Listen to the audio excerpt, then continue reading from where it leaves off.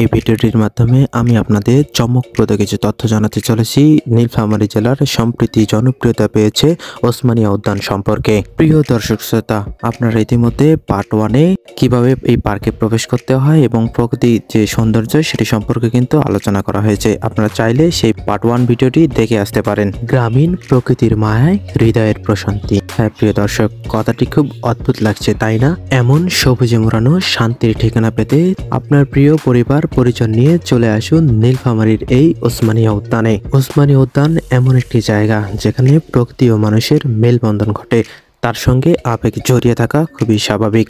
এটি কেবল একটি বিনোদনমূলক স্থানই নয়, বরং মানসিক প্রশান্তি, শারীরিক বিশ্রাম ও জীবনের মানসিক চাপ ভুলে হৃদয়ের শান্তি খুঁজে পাওয়ার মতো একটি জায়গা। শহরের কোলাহল থেকে দূরে পার্কের পরিবেশ মানুষকে প্রকৃতির কাছাকাছি নিয়ে যায়।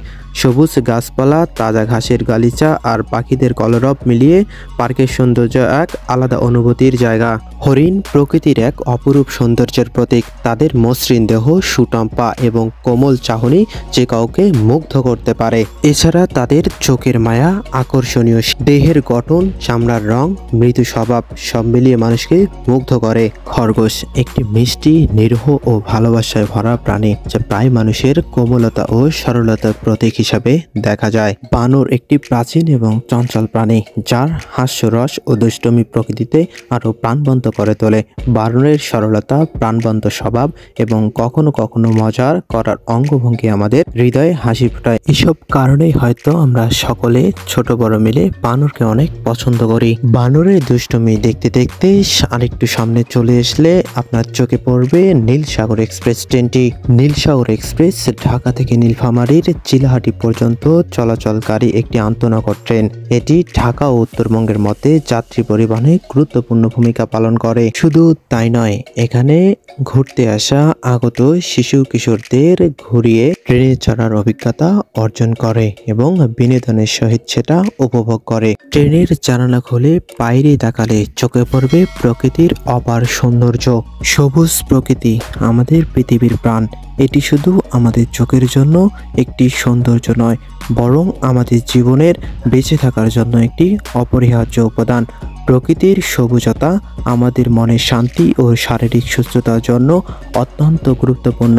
সবুজ প্রকৃতি আমাদের জন্য এক অব্যক্ত সান্ত্বনা, যেখানে আমরা শুদ্ধ মন নিয়ে জীবনের প্রকৃত সৌন্দর্য উপভোগ করতে পারি। এটি আমাদের শুধু পরিবেশের দিকে মনোযোগ আকর্ষণ করে না, বরং আমাদের অভ্যন্তরীণ পৃথিবীকে আরো সুন্দর ও শক্তিশালী করে তোলে।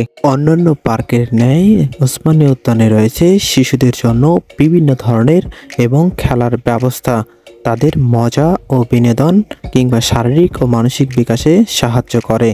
সাধারণত এই রাইডগুলো নিরাপদ এবং আনন্দদায়ক হতে ডিজাইন করা হয়, যাতে শিশুদের জন্য এক অসাধারণ অভিজ্ঞতা তৈরি হয়। শুধু শিশুই নয়, বড় কিশোরদের জন্য রয়েছে বিশেষ সুইমিং পুলের ব্যবস্থা, যা দেখতে দৃষ্টিনন্দন হওয়ায় প্রতিনিয়ত সুইমিং করতে আসে এখানে নীলফামারীর বিভিন্ন জায়গা থেকে শিশু কিশোররা। গ্রীষ্মের ভ্যাপসা গরমে দুপুরে ক্লান্ত মনকে শান্ত করতে সুইমিং পুলের জুড়ি নেই। শুধু পার্কের কৃত্রিম পরিবেশ দেখেই কি আপনার মন ভরবে? হ্যাঁ দর্শক, আসলে অনেকের এই পার্কের পরিবেশ থেকে মন ভরবে না, তাই তো এই পার্কের শেষ অংশে বয়ে গেছে যমুনাশ্বরী নদী।